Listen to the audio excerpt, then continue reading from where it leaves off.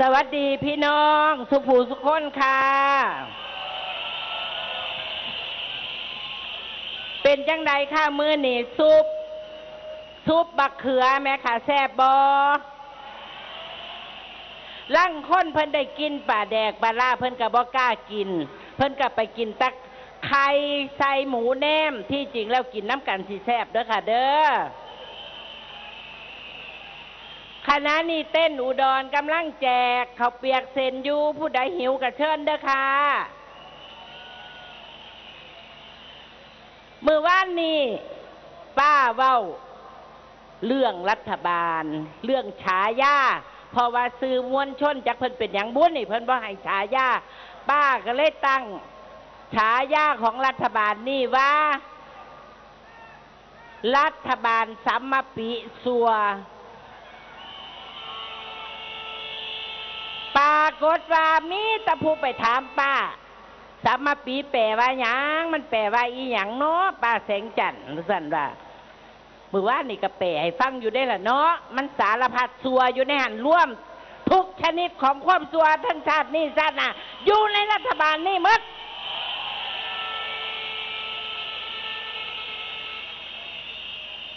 ว่า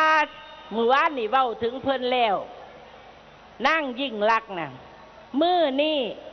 ตื่นขึ้นมาสงสัยเขาเอาข่าวเก่ามาออกทีวีเป็นหยังพรรคการเมืองหนึ่งจังบ่ใส่เวทีปฏิรูปบ่เขาเลือกตั้งบ่เฮ็ดตามกติกาจะแม่นบ่เบิ่งเจ้าของเนาะพี่น้องเนาะจักแม่นว่าผู้ใดบ่เฮ็ดตามกติกามีแต่พรรคเพื่อไทยนั่นล่ะเดี๋ยวนี้กำลังเป็นหมาวอพี่น้องหูจักบ่หมาวอน่ะหมาวอก็คือหมาบ้าดีๆนี่ล่ะพี่น้องกำลังเป็นหมาบ้าหาไล่กัดผู้นั่นหาไล่กัดผู้นี่อยู่อุดรวันที่12ไปไล่ยิงรถของกปปส.อุดรเป็นผู้ยิงซ้ำ6 นัดแต่เฉพาะอยู่ในรถพี่น้องยิงใส่เฮือนอีกเป็น10 นัดปาเถื่อนว่าแม่นประเทศอันใดล่ะประเทศอีหยังล่ะที่ว่าเฮาว่าพุ่งโลกก้นปอดเขาก็ยังบ่ปาเถื่อนป่านนี้นี่ละคือผลงานของรัฐบาลยิ่งลักษณ์ล่ะค่ะทำลายผู้บ่เห็นด้วยกับตัวเองเสร็จแล้วทิ่มความผิดให้เขาตำรวจโอ้ยจะเป็นเก่งหลายตำรวจจังหวัดอุดรนั่นเก่งพี่น้องบ้วยเกิดเรื่องผิดสรุปได้ทันทีเก่งหลายสงสัยอยู่ในวงงานนั่นทะเลาะวิวาทกันเขาก็เลยมายิงบ้านเบิ่งดูคือเก่งแท้บ่ท่านสืบบ่ท่านสวนอันใดสรุปปั๊บหูอยู่แก่ใจอยู่เด้อหูอยู่แก่ใจอยู่เว้าตามความจริงจักเทื่อแน่จักน้อยปากสิเป็นนอนล่ะนี่ล่ะค่ะเป็นหยังพวกเฮาทั้งหลายบ่ว่าเด็กบ่ว่าวัยรุ่นบ่ว่าผู้เฒ่าผู้แก่ทุกเพศทุกวัยทุกจังหวัดทุกหมู่บ้านเดี๋ยวนี้แทบสิทุกหมู่บ้านเป็นหยังเฮาจังมาชุมนุมต่อต้านก็มันเป็นแบบนี้ล่ะค่ะนี่แบบนี้ล่ะแบบพวกเฮาเผชิญอยู่เดียวนี่ล่ะจักน้อยกับปาระเบิดมองนั่นยิ่งมองนี่บาดแล้วก็ว่าผู้บ่ประสงค์มือที่3มือที่4มือแม่มันอย่างที่3ที่4มือสูงนั่นล่ะ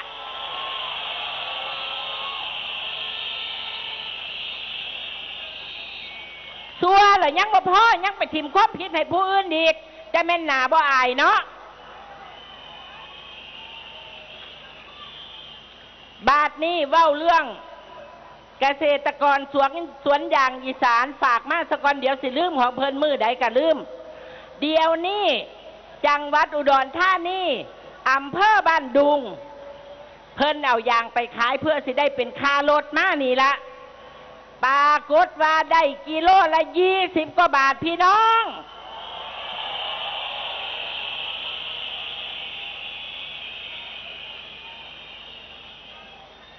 กะสันกะให้ข้าเจ้าฟรีซะไปกะสิมาให้ซ้ำนี่ราคาซ้ำนี่รัฐบาลทั่วค่าอีหยังกะลุบค่าหยังกะลุบมันสิไปแข่งขันกับผู้ใดได้จักน้อยเพิ่นสิเปิดอาเซียนโอ้ยแม่ตะประเทศลาวก็สิไปเหยียบดังเพราะคันสิเป็นแบบนี้ค่าหยังกะลุบทุนนี่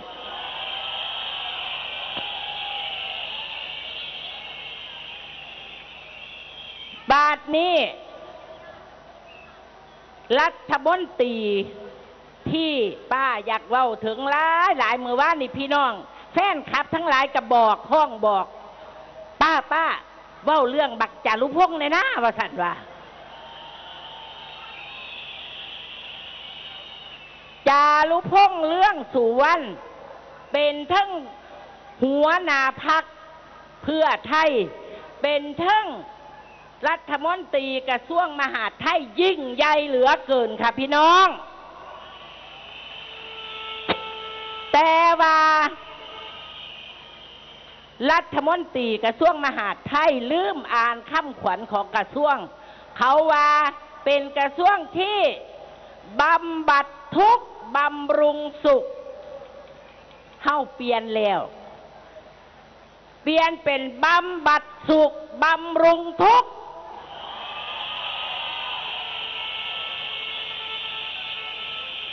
เดี๋ยวนี้ผู้ใดสิมาชุมนุมผู้ใดมีความเห็นการเมืองต่างจากเพิ่นมีไพ่เมิดพี่น้องใส่อำนาจรัฐเทิงผู้ว่านายอำเภอเทิงตำรวจสารพัดที่สิกันแกล้งเขาคันเฮาบ่แน่วแน่ในความว่าตั้งใจอยากแก้ไขพวกเฮาต้องบ่กล้ามาแล้วแต่อันนี้มึงสิเฮ็ดหลายจังกลัวนี่กูแห่งสิมา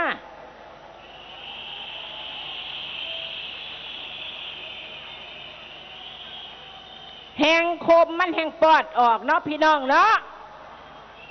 ลองเอาลูกโป่งใส่น้ำมันก็ดูไปเหยียบไปบีบไปบี้มันหลายนี่มันต้องแตกออกบอบมือใดกับมือหนึ่งคือพวกเขาเป็นอยู่เดี๋ยวนี้ล่ะมันเหลือกำลังที่สิทนความชั่วร้ายของรัฐบาลนี้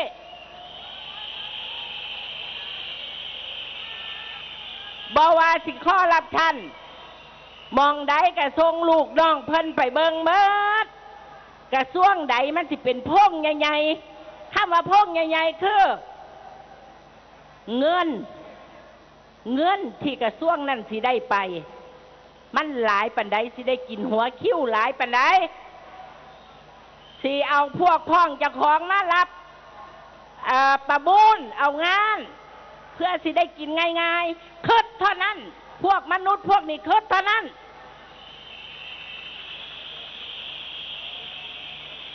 ถ้าเบิ้งมือมันตายเป็นหยังพี่น้อง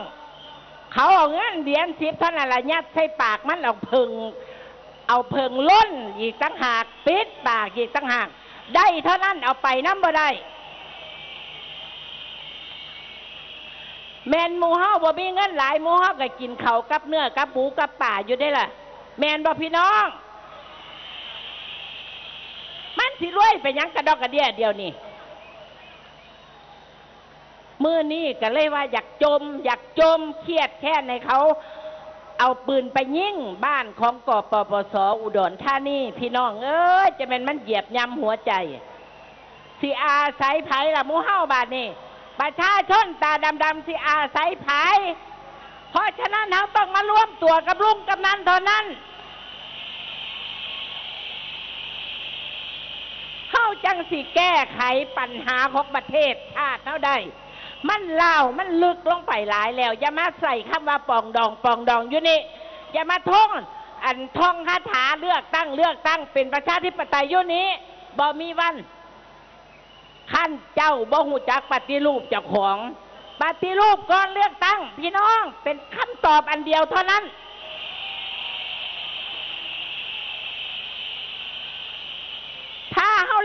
ามเกมเขา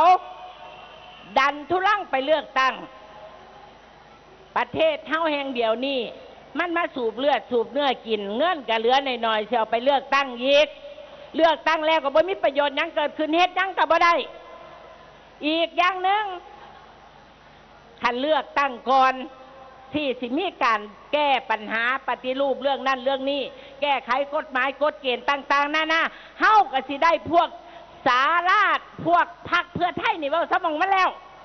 ได้กลับขึ้นมาคือเก่าได้แน่ๆเพราะหยังเพราะมันมีเงินเหลือล้นเงินเหลือเดี๋ยวนี้เอาไปปูประเทศไทยหมดประเทศนี่คือสิมันได้500 รอบผลใบละพันนะ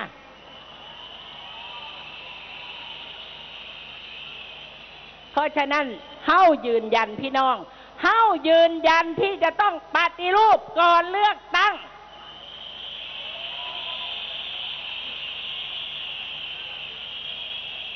อย่ามาใส่ร้ายป้ายสีว่าพวกเฮาบ่รู้จักประชาธิปไตยมาทำร้ายรัฐบาลที่มาจากการเลือกตั้งเว้ยจักผู้ใดสิเข้าใจกว่ากันละ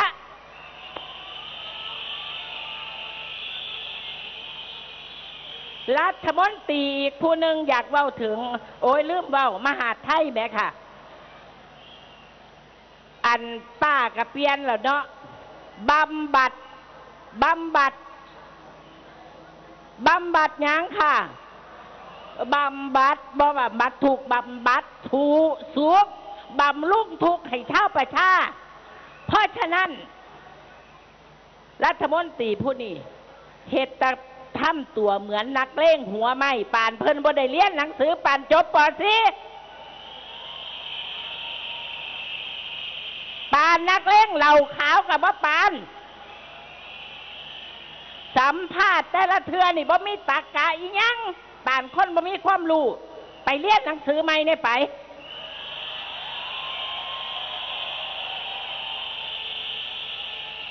ตะกี้ธรรมดารัฐมนตรีกระทรวงมหาดไทยนี่โอ้ยเดี๋ยวเบิ่งเป็นตัดทรงภูมิความรู้เป็นตัดมีคุณธรรมแสดงออกในโตในตนทุกอย่างอันนี้ว่าแม่นหัวหน้านักเลงหัวไม้เฮาบ่กำจัดพวกนี้ออกไปเที่ยวนี้เฮาก็สิเสียหมาคือกันอย่าคิดว่าสิเอิ้นคนมาได้หลายปานนี้เด้อพี่น้องเด้อเทื่อนี้มันซัวจนพวกเขามารวมกันด้วยความเต็มใจเสียสละทุกสิ่งทุกอย่างบ่ว่าเงินบ่ว่าทองบ่ว่าความยากลำบากความกลัวมันจะต้องมีผู้ใดก็ย่านหมดแต่ว่าความซัวของพวกนี้มันเหนือจิตใจเฮาเข้าไปเฮาข้ามมันไปเพื่อเฮาสิแก้ไขประเทศของเฮาให้แก่ลูกแก่หลานของเฮาบ่ต้องมายุ่งยากพี่น้องต้องจิตใจเข้มแข็งเด็ดเดียว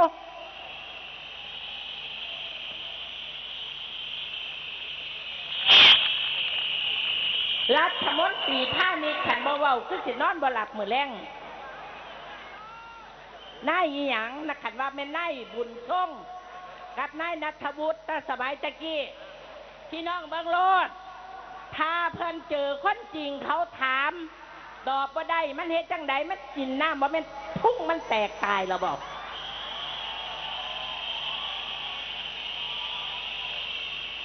ถ้าเป็นขั้นหูขั้นหางขั้นไล่ขั้นแขนไปทั่วไปทีบณัฐวุฒิเจ้าเก่งหลายไปตัวพี่น้องชาวอีสานของข่อยบัดเจ้าเจอความจริงเจ้าคือทำหมาเฮ็ดเซเวอยู่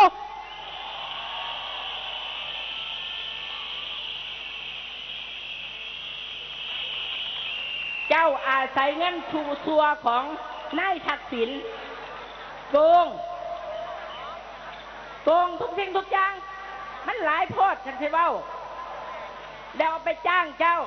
ให้ไปเฮ็ดให้คนอีสานแตกแยกกันคนอีสานนี่นับถือพระเจ้าแผ่นดินที่สุดเจ้าความซัวของเจ้าด้วยเงินซัวเจ้าสามารถเว้าให้คนอีสานแตกแยกกันเว้าให้คนอีสานล่วงละเมิดพระเจ้าแผ่นดินของเฮาเบิ่งความซัวมึงดู คนที่ได้รับคือความร่ำรวยจากเด็กบ้านนอกตาดำๆกอกิ้งกลายเป็นเศรษฐีกลายเป็นผู้มีอำนาจบัดถึกนักข่าวตัวจริงถามเป็นยังไงล่ะเกาหัวเกาหางว่าไม่ลีกหลอกเจ้าคือวานตัว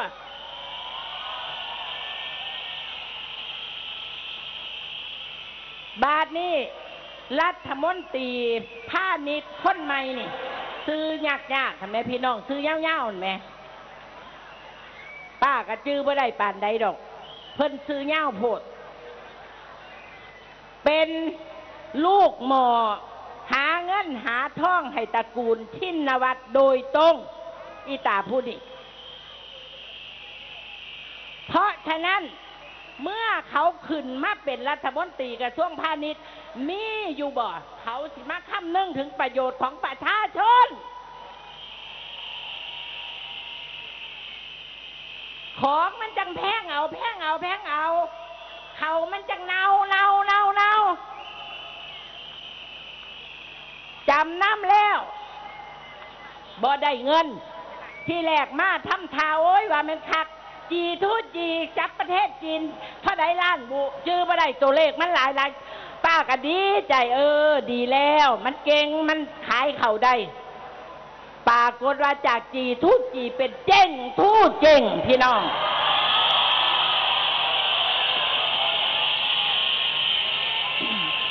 มีแต่ตัวมีแต่ต้มตัวตั้งแต่หน้ายกจนฮอดทีคาสั้นปลายแถวแม่กระทั่งไอ้พวกไอ้นปช.หัวหน้าต่างๆหน้าฮอดนั่งอีหยังล่ะนั่งธิดาแดงกับไอ้ได้แพทย์หญิงจักว่าเป็นหมอได้จังไดเรียนหนังสือก็เก่งเป็นหยังสมองนี่มันเสียหรอบ่มันฟ้อหรอบ่มันจังเห็นผิดเป็นชอบพวกรัฐมนตรีหลายคนในพรรคเพื่อไทยนี่เคยหนีเข้าป่าไปต่อสู้นี่อุดมการณ์ป้าก็ว่ายกย่องว่าเป็นผู้มีอุดมการณ์แต่ออกจากป่ามาแล้วมายางต้อยน้ำหลังคนขี่โกงคนทำลายชาติมึงสิเข้าป่าไปร้อยป่ากูก็บ่ว่าดีเด้อ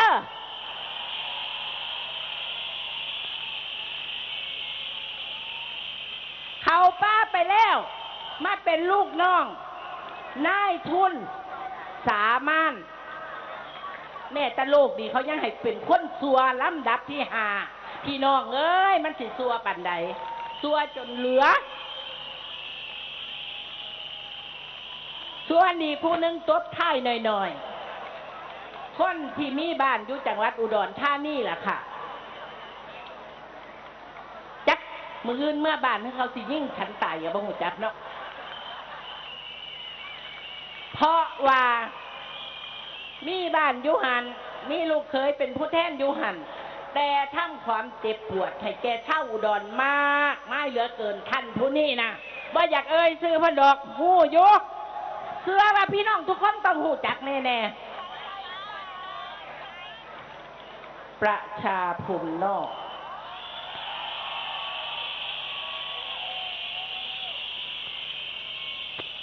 ฉันได้หู้ซึ่งถึงเพิ่นเมื่อตอน